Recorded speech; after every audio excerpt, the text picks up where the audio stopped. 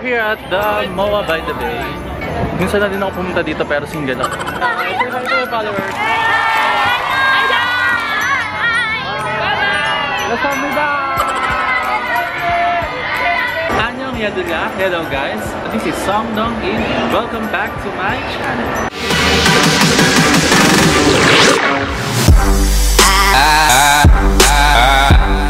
For today's vlog, nandito tayo ngayon sa MOA and gagawin natin ang 5 things to do in MOA. So, let's go! First of all, ang gagawin mo, syempre, pag nasa mall ka, mag-window shopping ka.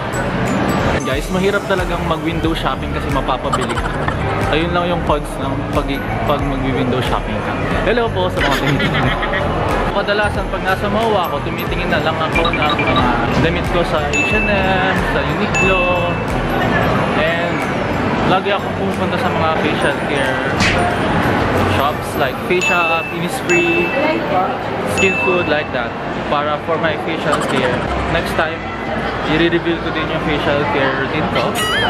Then, kung gusto kong bumili ng mga sapatos sa Toby's Sports, madami kasing stall dito sa MOA na laging sale, so ingat kayo sa pagpunta sa mga mall kasi pag may nagsisale, alam nyo naman, kahit hindi naka-budget, bibilin nyo. So yun, resulta, wala makakain. Pero okay naman yun, kahit wala ka makakain, kung worth naman. Diba? Kahit pag nagmahal ka, kung worth naman. It's okay. Ito talaga pinakamaganda pag nasa MOA. So titignan mo talaga yung size. So ito, ang ganda rin. Papakita ko sa'yo. Wow!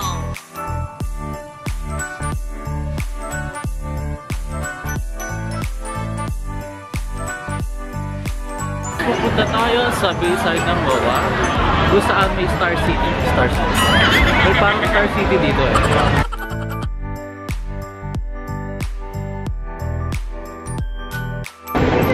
Mali yung setup ko kanina ng camera guys. Let's see the SM MOA by the Bay. Let's go. Daming tao dito. Nakakatuwa. So dito ka kung may ka-date ka, pero kung wala kang ka-date, sige pumunta ka din, pero sumakay ka na lang. Huwag ka na lang tumambay kasi lahat na nakatambay dito is may jowa.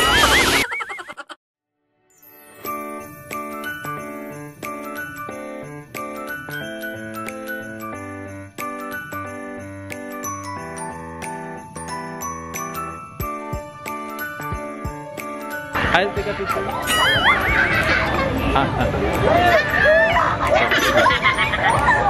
Sorry. Samunda.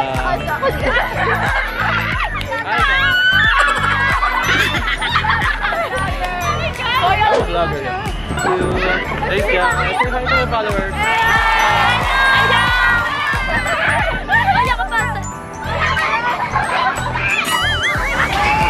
Okay. Ay, say hi to my followers. Thank you, kuya. Kasamida. Kasamida. Annyeong.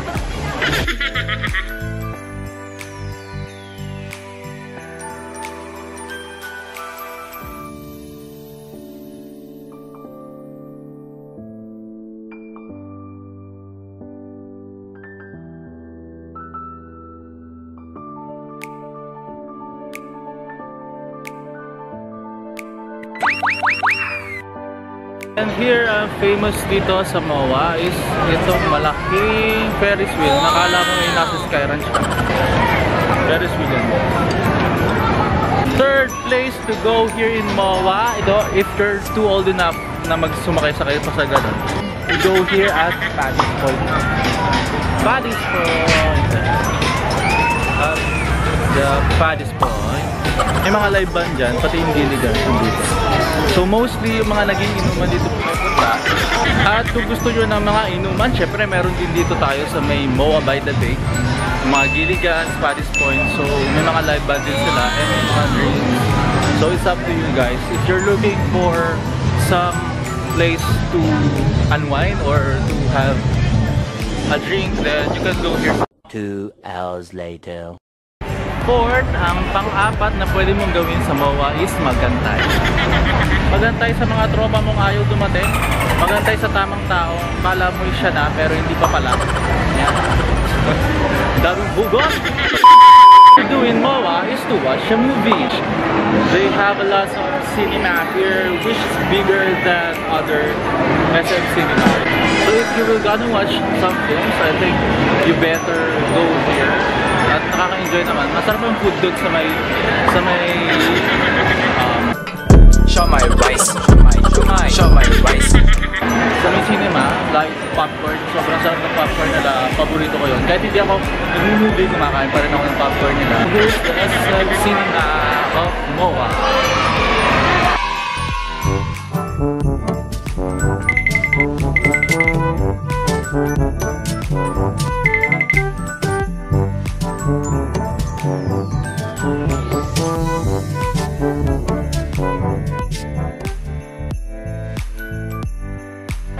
Next, last but not the least, ang puntahan sa MOA ay ang 3rd floor because they have the kids zone here, the tiny town. Kung may mga bata kayong kasama, you can go to 3rd floor. Tsaka ang pinakagusto ko dito is yung ice skating kahit hindi ko pa na-try. Kaya lang kasi wala akong kasama. So, mahirap kasi pag ikaw lang mag-isa. Yung ice skating is only here at MOA lang naman may ice skating. It's a must try here. Ayan, meron din dito Comic Kids. You can try the Comic Kids. There's a lot of obstacles na mapupuntahan nyo. Laser arena, saan kayo pwede mag bang bang bang bang. So pupunta tayo sa may dito malamig mo talaga.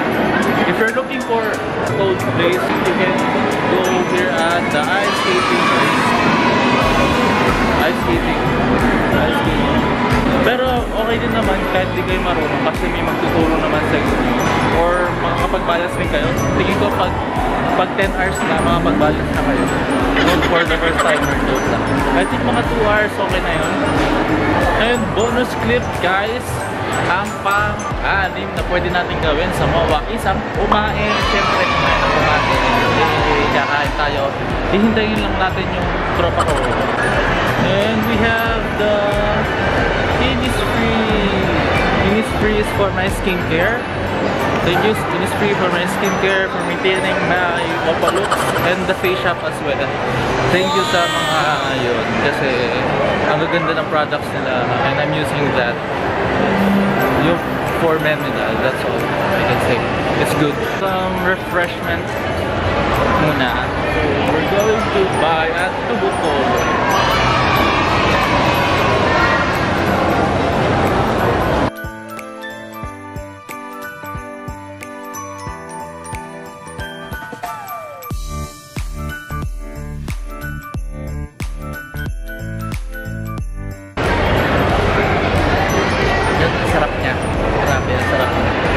Gusto ko talaga itong mga ganito na tubo. Kasi lagi itong binibili is watermelon and then I bought kanina na mango. So it's satisfying naman.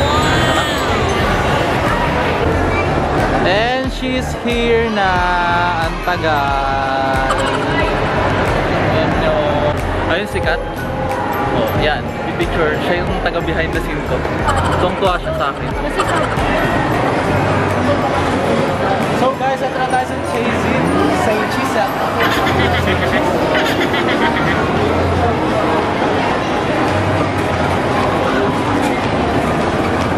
Hokkaido cheese toast. Walang tinama.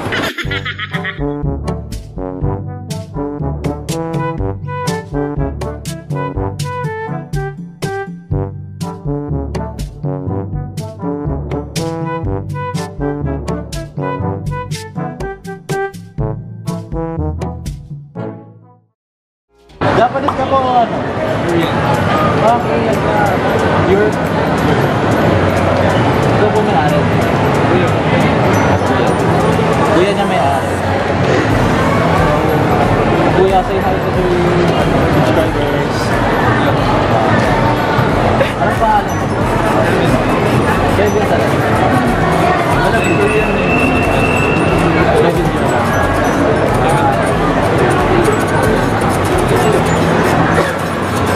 Ginamit akong oppa.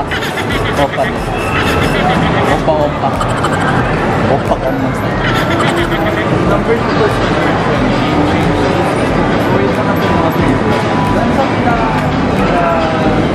Yan. Excited akong tikman.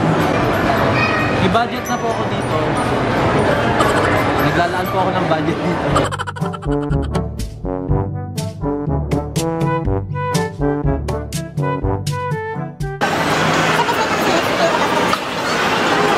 Okay guys, we're trying the chizu. So we have to wait for 1 minute bago natin ganon. Bago natin i-stretch siya. Yung ginagawa nila.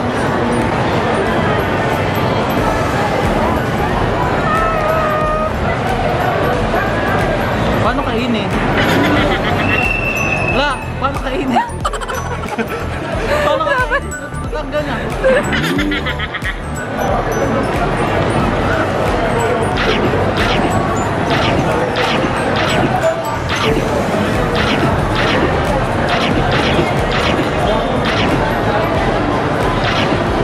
Ano ang verdict mo?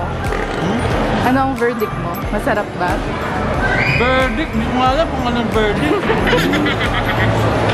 Must try? Must try ba yan?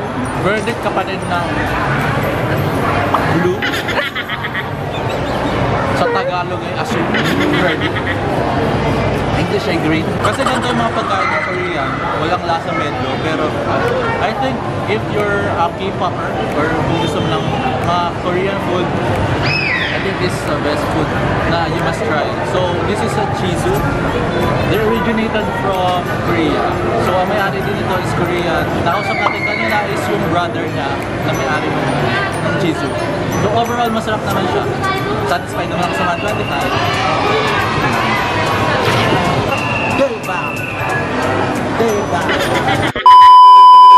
So we're here at Razon's.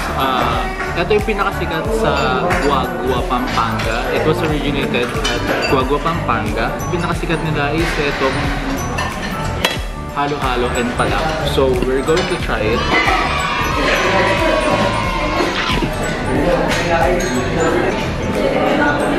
Masarap siya guys, pero may review for 120 sa palabok. I think okay naman, pero much lower price yung expect ko sa ganitong lasa ng pagkain. Pero overall, it's good naman. So itong halo-halo, I think ito talaga, the best talaga siyang halo-halo sa 120.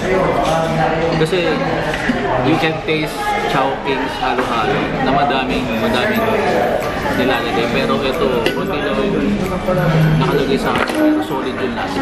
And the creaminess of the halo-halo is good.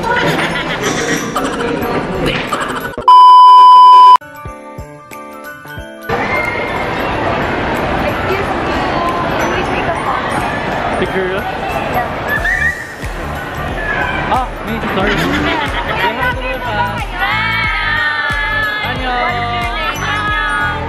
Can we take a photo? What's your name? Are you a vlogger? Are you a vlogger? Yes! Oh my god! What's your name? Samdok. Okay.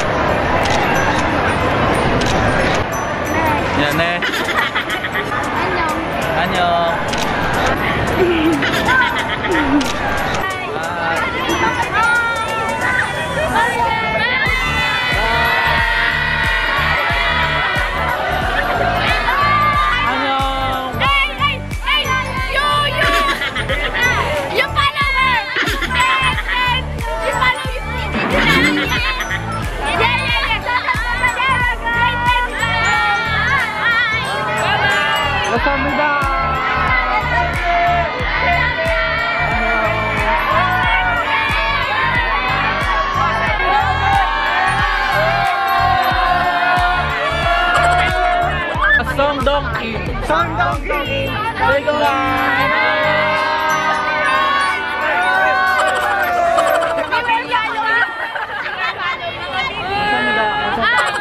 Take care!